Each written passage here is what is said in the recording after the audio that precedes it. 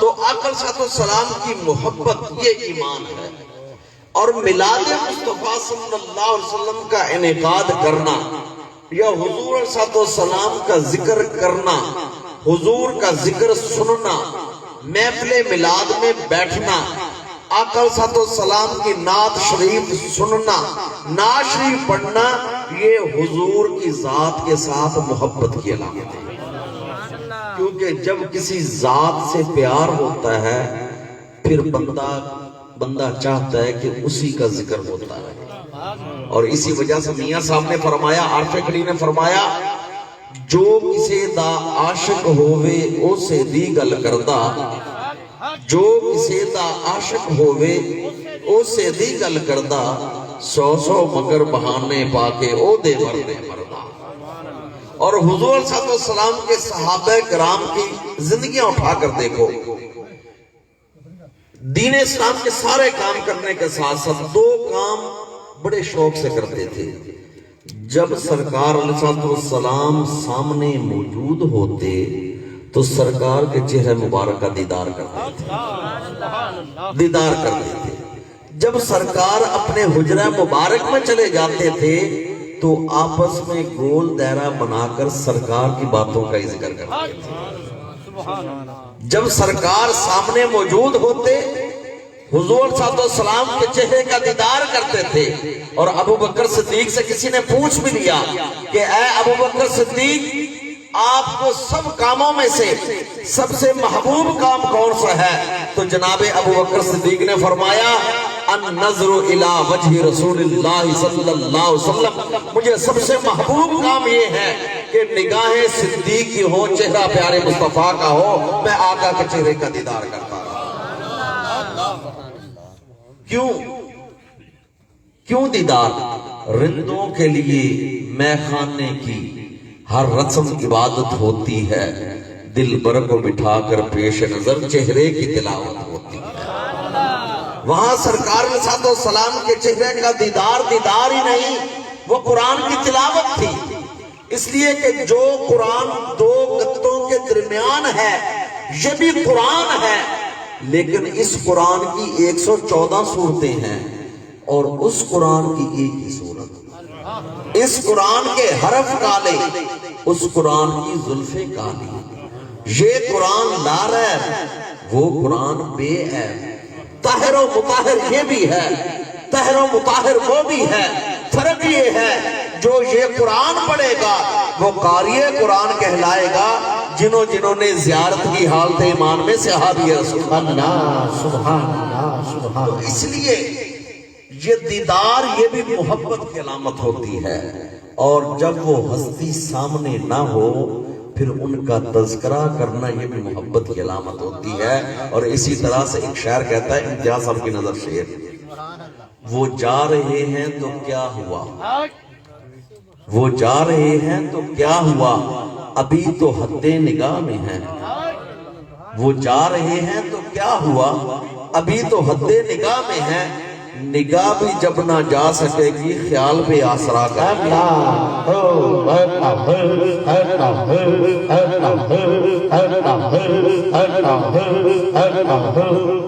تو دیدار کرنا یہ بھی محبت کی علامت ہوتی ہے، اور جب وہ چہرہ مبارک سامنے نہ ہو تو ان کا تذکرہ کرنا یہ بھی محبت کی علامت ہوتی ہے۔ آج ہم میلاد مصطفیٰ کو محبت کی علامت کیوں کہتے ہیں؟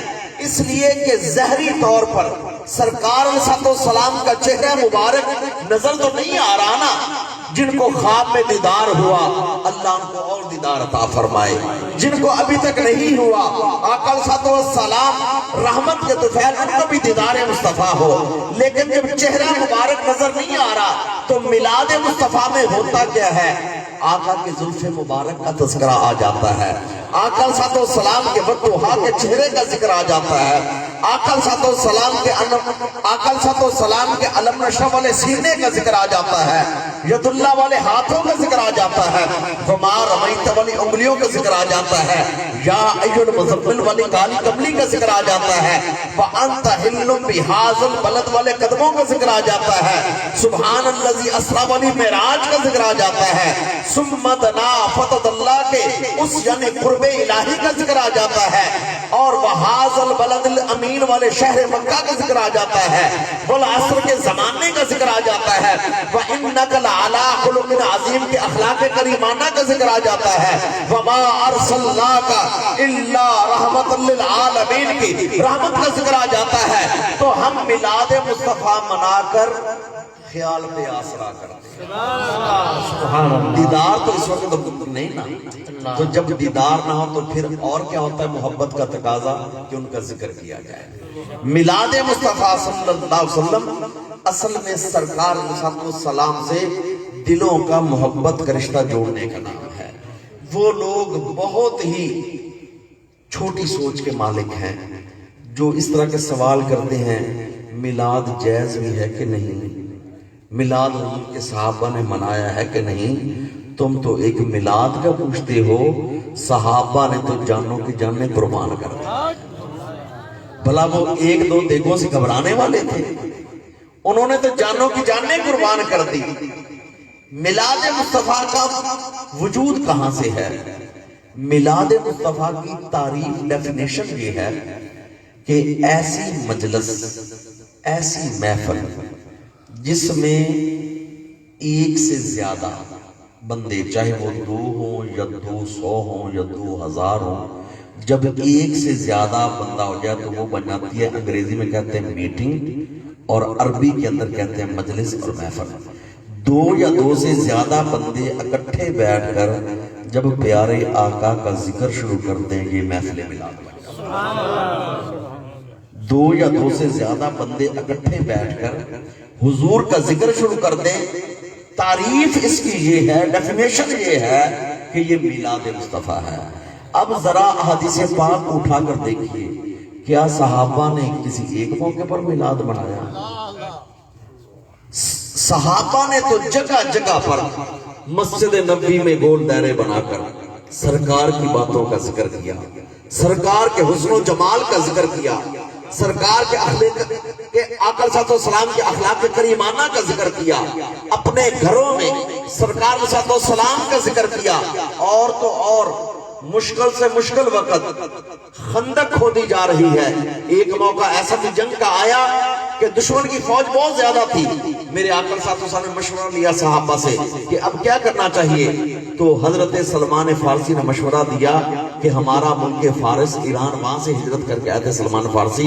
उन्होंने अर्ज की, या रसूलल्लाह सल्लल्लाहु अलैहि वसल्लम, हमारे इलाके में जब फौज दूसरे की ज्यादा हो तो हम उस फौज और अपने दरमियान एक बहुत बड़ी खंदक खो देते हैं, जिस तरह नहर खोदी जाती है ना, ताकि इतनी चौड़ी हो कि घोड़ सवार का घोड़ा भी छलांग मारकर आगे ना आ सके, और गहरी इतनी होती है कि अगर कोई आना चाहे गिर जाए तो फिर उससे निकल ना सके। आकल साहब को मशवरा पसंद आ गया। मेरे आकल साहब ने मदीना तैयबा के आसपास एक तरफ थे पहाड़, इधर भी पहाड़ थे, जो हिस्सा खाली था मेरे आका ने असहाब को ले गए और हिस्से नाप कर दे दिए कि आपने इतना हिस्सा खोदना है, आपने इतना खोदना है। अब खंदक के मौका पर है क्या, सहाबा हाथों में उठाकर कुदालें खंदक भी खोद रहे हैं, और साथ जुबान पर नाते मुस्तफा भी है। नाते मुस्तफा के अल्फाज बुखारी शरीफ के हैं। बुखारी शरीफ की हदीस में है, सहाबा जमीन पर कुदाले भी मार रहे हैं और कह रहे हैं, वल्लाही लौला अंता फीना मा सद्दकना वला सल्लैना। खुदा की कसम, ऐ अल्लाह के रसूल, अगर आप हम में तशरीफ ना लाते, ना हमें सदका खैरात करना आता, ना नमाजें पढ़ना आता।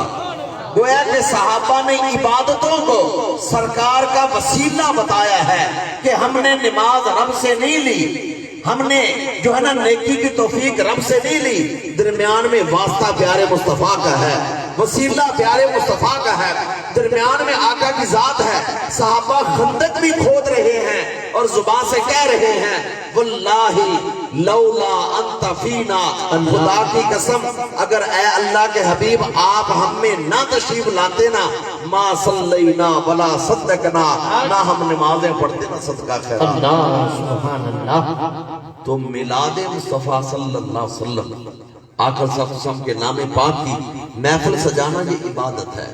اور یاد رکھیے 4 نکتے 4 پوائنٹ اگر یاد ہو گئے تو پھر ہر جگہ پر آپ جواب دے سکتے ہیں کہ محفل میلاد کی حقیقت کیا ہے، محفل میلاد پاک میں ہوتا کیا ہے۔ 4 کام ہوتے ہیں محفل میلاد پاک میں۔ وہ محفل میلاد یہاں چک ورن میں ہو، لاہور میں ہو، بلوچستان میں ہو، پاکستان میں ہو، انڈیا میں ہو، امریکہ میں ہو، لندن میں ہو، دبئی میں ہو، مکہ مدینہ کی کسی کوٹھی میں ہو، جہاں بھی میلاد مصطفیٰ ہے 4 کام ہوتے ہیں۔ وہ 4 کام فیصلہ آپ نے کرنا ہے کہ قرآن و حدیث میں وہ نیکی کے کام ہے یا گناہ کے کام۔ محفل میلاد پاک میں قرآن پاک کی تلاوت ہوتی ہے، ایک کام۔ دوسرا کام میرے آقا علیہ السلام کی تعریف ہوتی ہے، نعت ہوتی ہے، شان بیان کی جاتی ہے، دوسرا کام۔ تیسرا کام درود و سلام پڑھا جاتا ہے حضور کی ذات پر، 3 کام۔ چوتھا کام جتنے حاضرین مجلس ہوں ان کے لیے اپنی ہمت استطاعت کے مطابق لنگر کا انتظام کیا جاتا ہے، یا پانی پلایا جاتا ہے یا دودھ پلایا جاتا ہے، جو بھی ہو عادت ہو۔ اب یہ 4 کام ہیں، یہ قرآن کی تلاوت، حضور علیہ السلام کی نعت، درود و سلام، اور کسی کو کھانا کھلا دینا یا پانی پلا دینا۔ ان 4 کاموں کو دل کی تختی پر بھی لکھ لے، اور اگر لکھنا چاہے تو بعد میں جا کر ایک ورقے پر بھی لکھ لے یا اپنے موبائلوں میں لکھ لے۔ یہ 4 کام لکھ کر پوری دنیا کے مفتیوں کے پاس چلے جائیں، علماء کے پاس چلے جائیں۔ میں کسی کا نام نہیں لیتا، کسی کا جو بھی مسلک ہو، جو مشرب ہو، جو کسی کا ذہن ہو، بس ان سے یہ پوچھنا ہے کہ یہ 4 کام قرآن و حدیث کی روشنی میں ثواب کا کام ہے یا گناہ کا کام؟ ایک ہی سوال ہے، یہ 4 کام کرنا یہ ثواب کا کام ہے یا گناہ کا کام ہے؟ تو قرآن و حدیث کہتا ہے کہ قرآن کی تلاوت بھی ثواب، قرآن پڑھنا بھی ثواب، قرآن سننا بھی ثواب، سرکار کی نعت پڑھنا بھی ثواب، نعت سننا بھی ثواب، درود و سلام پڑھنا بھی ثواب، درود و سلام سننا بھی ثواب، اور کھانا کھلانا بھی ثواب، اور کسی کی دعوت قبول کرنا بھی ثواب، یعنی کھانا کھلانا بھی ثواب، کھانا بھی ثواب۔ اب یہ 4 کام ہیں، اور محفل میلاد مصطفیٰ جہاں پر بھی منعقد ہو، محفل میلاد میں یہ 4 کام ہی ہوتے ہیں۔ ابتدا میں قرآن پاک کی تلاوت، پھر آقا علیہ السلام کی تعریف و ثنا، پھر تیسرے نمبر پر آقا علیہ السلام پر درود و سلام کے تحفے، اور چوتھے نمبر پر کہ حاضرین کے لیے ماں حضرت تبرک کا انتظام ہوتا ہے۔ تو اس لیے یہ چھوٹے چھوٹے سوال اٹھانا کہ پتہ نہیں یہ ہے کہ میلاد جائز بھی ہے کہ نہیں، جو میلاد میں کام کیے جاتے ہیں وہ فیصلہ کرتے ہیں کہ یہ اجر و ثواب کا ذریعہ ہے۔ اور آقا علیہ السلام کی صحابہ کا ایک عمل بھی ملتا ہے کہ ایک دفعہ آقا علیہ السلام کے چند صحابہ مسجد نبوی میں بیٹھے ہوئے تھے اور آپس میں گفتگو کا سلسلہ ہو رہا ہے۔ حضور علیہ السلام اپنے حجرہ مبارک سے بڑی تیزی سے تشریف لائے۔ حدیث پاک میں آتا ہے کہ اتنی تیزی سے آئے کہ حضور کی جو آقا کی چادر مبارک تھی نا کندھے پر، وہ کندھے سے لے کر زمین تک لٹکی ہوئی تھی، یعنی اتنی تیزی سے آپ حجرے سے آئے۔ اور حضور نے فرمایا کہ تم کیا باتیں کر رہے تھے آپس میں؟ اچانک یہ چھاپا نہیں پڑ جاتا؟ تو آقا نے پوچھا تم کیا باتیں کر رہے تھے؟ تو حضور کے صاحب نے عرض کیا یا رسول اللہ صلی اللہ علیہ وسلم، ہم اللہ کی حمد بیان کر رہے تھے اور اس بات کا ذکر کر رہے تھے کہ لقد من اللہ علینا بکم، کہ اللہ پاک نے ہم پر کتنا احسان کیا ہے کہ آپ جیسے پیارے رسول ہمیں مل گئے. اللہ سبحان اللہ. حضور نے 3 بار ان سے پوچھا. یہی باتیں کر رہے تھے, یہی باتیں کر رہے تھے, یہی باتیں کر رہے تھے. تینوں بار صحابہ نے ایک ہی عرض کی, یا رسول اللہ صلی اللہ علیہ وسلم فداک ابی و امی, ہم اللہ کی حمد بیان کر رہے تھے اور اس بات کا ذکر کر رہے تھے کہ اللہ پاک نے ہم پر کتنا احسان کیا ہے کہ آپ جیسے پیارے رسول ہمیں مل گئے. سبحان اللہ سبحان اللہ. گویا کہ صحابہ اپنی زبان میں کہہ رہے ہوں گے کہ فضل رب العلا, اور کیا چاہیے, مل گئے مصطفیٰ, اور کیا چاہیے. فضل رب العلا, اور کیا چاہیے, مل گئے مصطفیٰ, اور کیا چاہیے. اللہ کی نعمتیں تو بہت ہیں, لیکن نعمت عظمیٰ یہ ہے کہ ہمیں حضور کا امتی بنا دیا ہے, ہمیں آقا صلی اللہ علیہ وسلم کی امت میں سے بنا دیا. یہ کیوں میں کہتا ہوں, اس لیے کہ حضور کا زمانہ پانے کے لیے تو نبی دعائیں کرتے رہے, انبیاء اللہ سے کہتے رہے یا اللہ ہمیں بھیجنا ہے تو آخری نبی کے زمانے میں بھیج. لیکن ہم وہ خوش قسمت ہیں کہ جنہوں نے مانگا بھی نہیں اور اللہ پاک نے بن مانگے آقا کا امتی بنا دیا, کلمہ پڑھنے والوں میں سے بنا دیا, آقا سے محبت کرنے والوں میں. سبحان اللہ اللہ. نعمتیں تو بہت ہے اللہ پاک کی. وَإِن تَعُدُّوا نِعْمَةَ اللَّهِ لَا تُحْصُوهَا, اگر اللہ کی نعمتوں کو گننا شروع کر دو تمہاری گنتی کے عدد تو ختم ہو جائیں گے, لیکن اللہ پاک کی نعمتیں اس احاطہ شمار نہیں آ سکتی. لیکن نعمت عظمیٰ کیا ہے, نعمت عظمیٰ, حافظ فیاض توجہ فرمائیں, نعمت عظمیٰ کیا ہے, آقا صلی اللہ علیہ وسلم کی ذات پاک کا مل جانا. اب تو ایسے الحمدللہ 10 بجے حافظ سبحان اللہ الحمدللہ رب العالمین. تو آقا صلی اللہ علیہ وسلم کی ذات پاک یہ نعمت عظمیٰ ہے.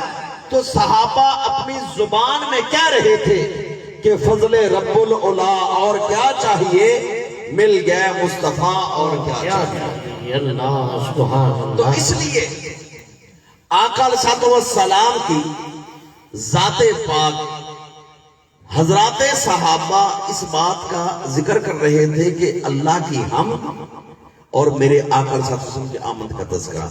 حضور نے فرمایا میں نے اس لیے پوچھا ہے کہ میرے حجرے میں ابھی ابھی جبریل امین آئے ہیں, میرے حجرے میں ابھی ابھی جبریل امین آئے ہیں, اور جبریل امین رب کا سلام بھی لائے ہیں, ساتھ پیغام بھی لائے ہیں. رب کا سلام اور ساتھ پیغام.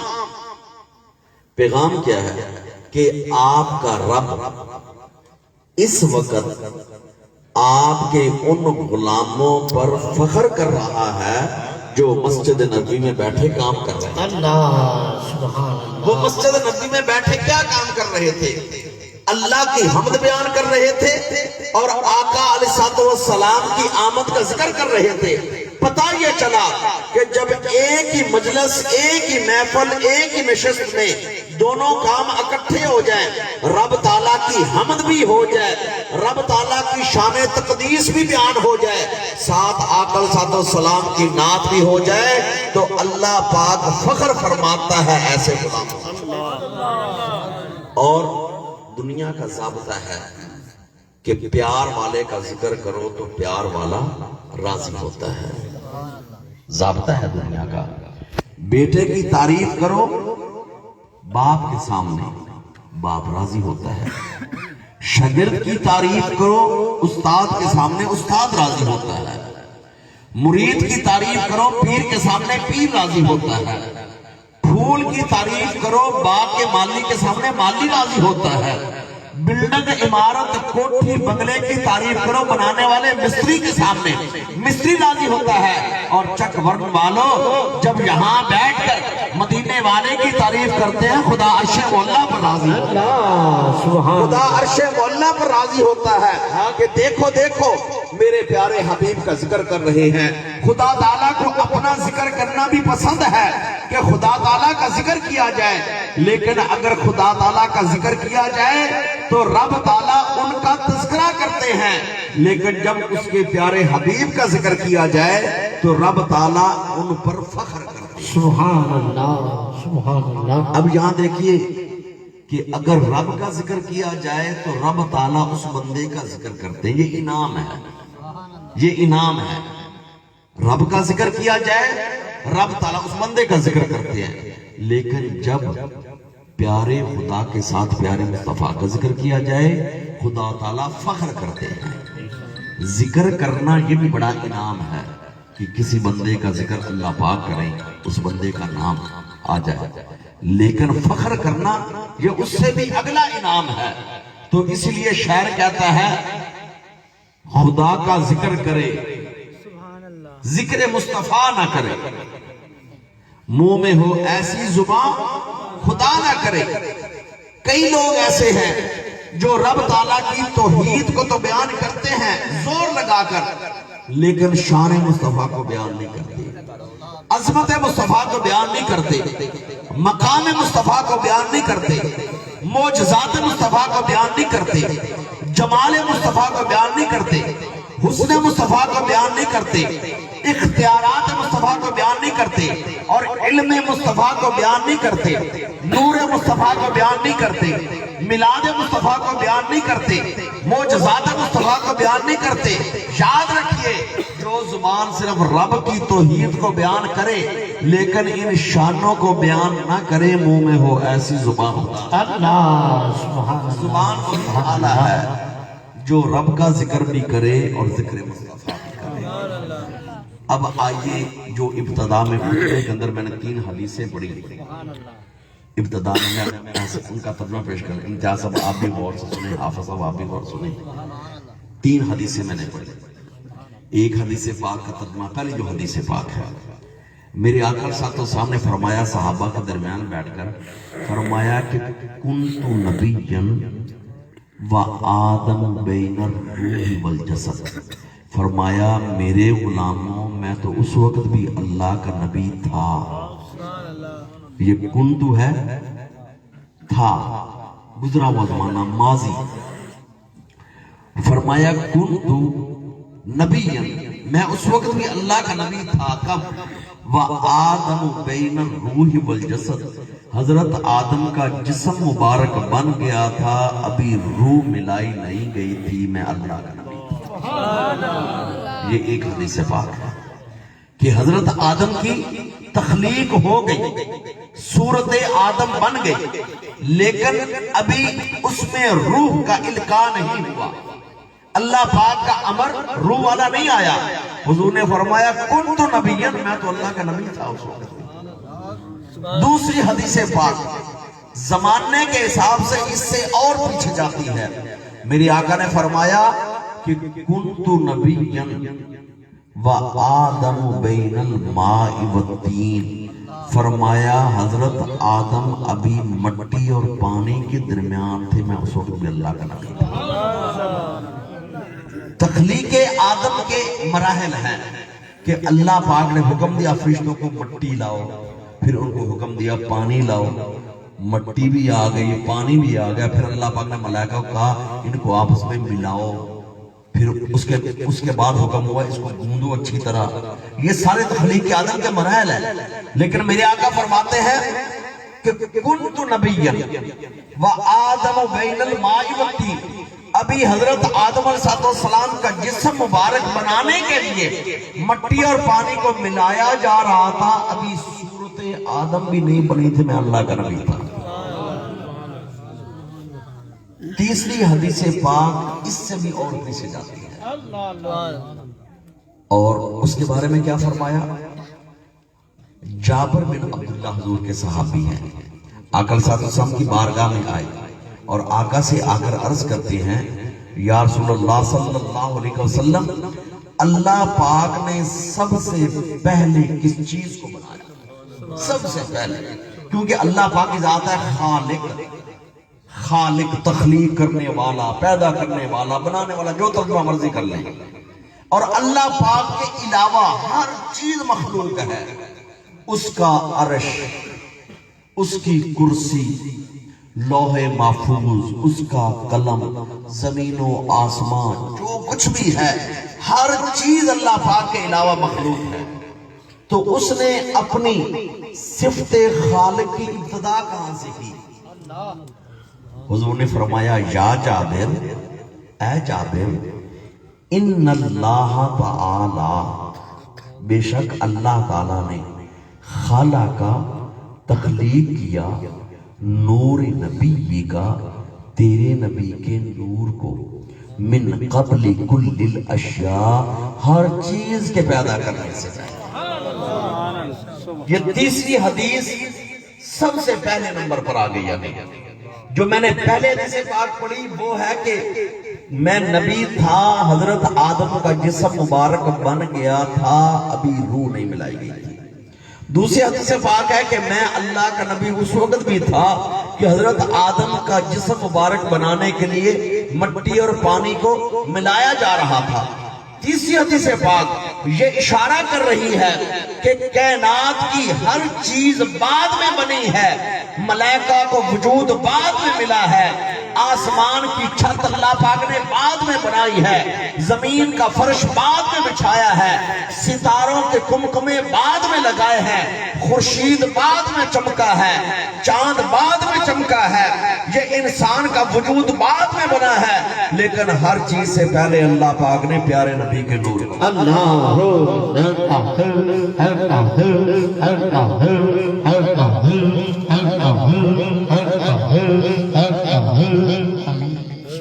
اور اسی بات کی طرف اشارہ کیا علامہ اقبال رحمۃ اللہ علیہ نے اپنی نعت شریف میں.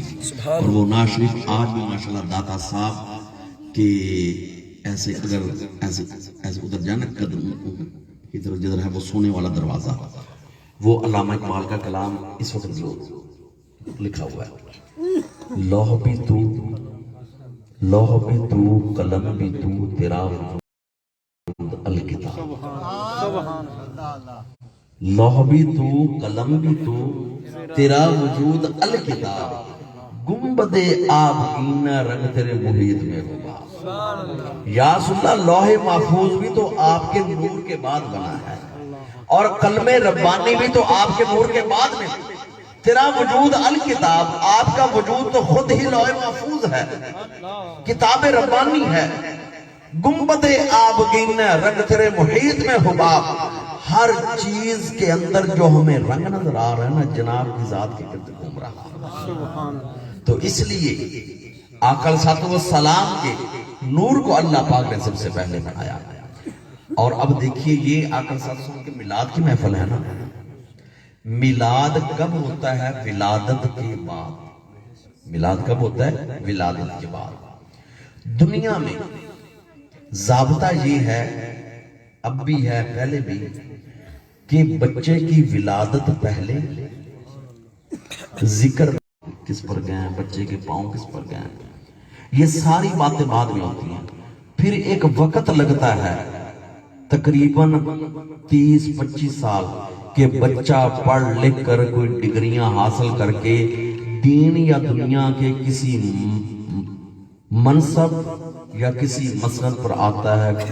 ان میں سے کوئی جج بن گیا، کوئی ڈاکٹر بن گیا، کوئی انجینئر بن گیا، کوئی خطیب بن گیا، کوئی قاری صاحب بن گیا. دین و دنیا کا کوئی منصب ملتے ملتے کتنا لگتا ہے؟ 25 سے 30 سال.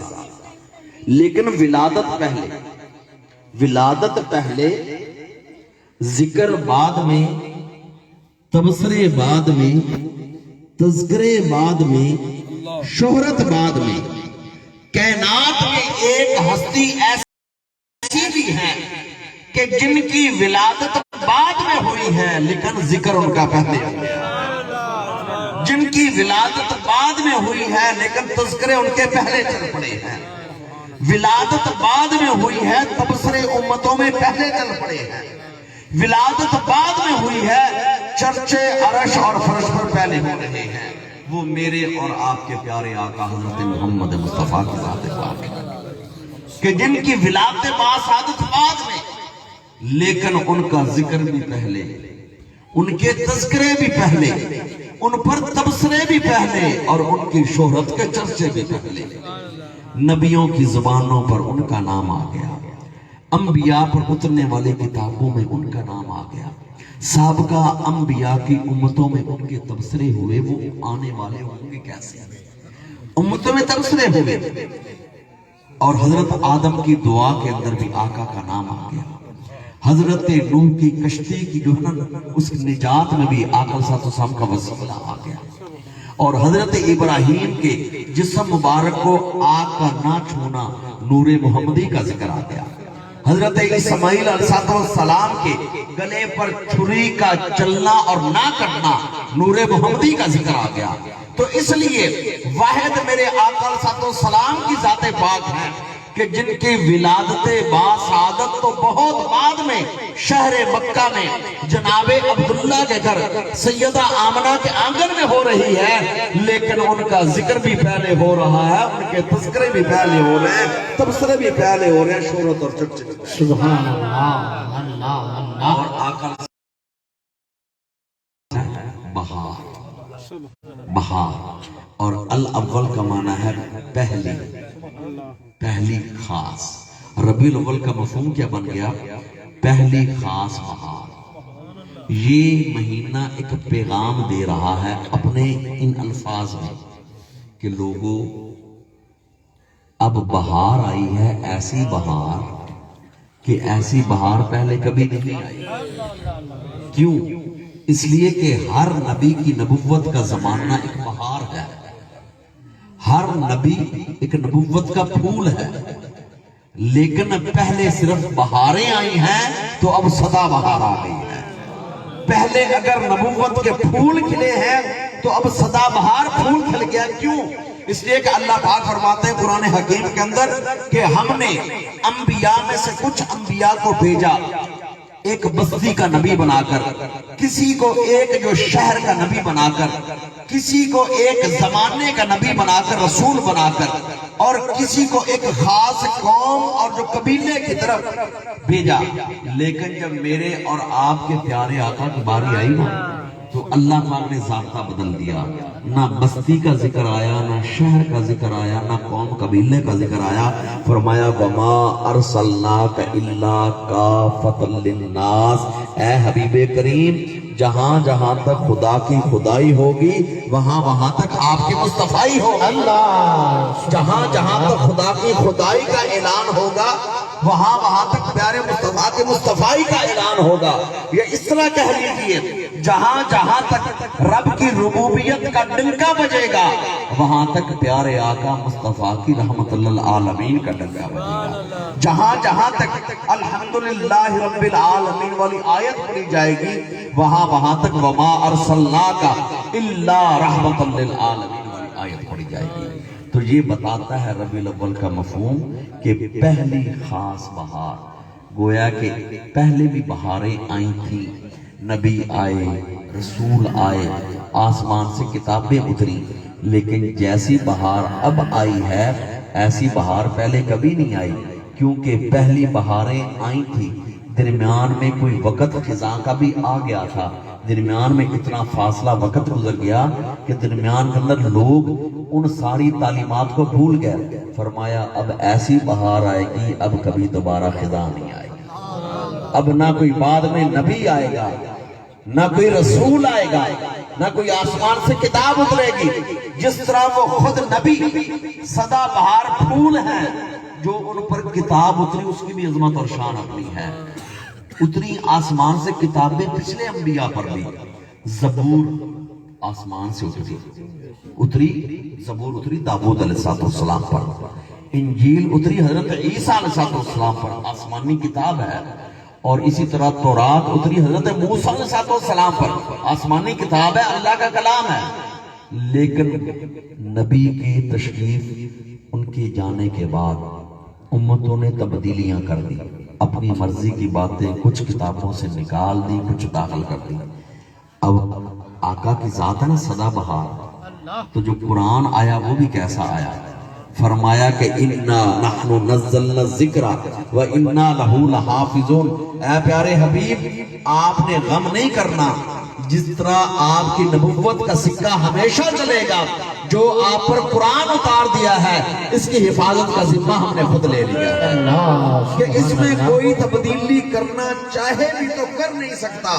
ہے قول محمد قول خدا، ہے قول محمد قول خدا، فرمان نہ بدلا جائے گا، بدلے گا زمانہ لاکھ مگر قرآن نہ بدلا جائے گا. نعرہ تکبیر، اللہ اکبر نعرہ تکبیر، اللہ اکبر نعرہ رسالت، یا رسول اللہ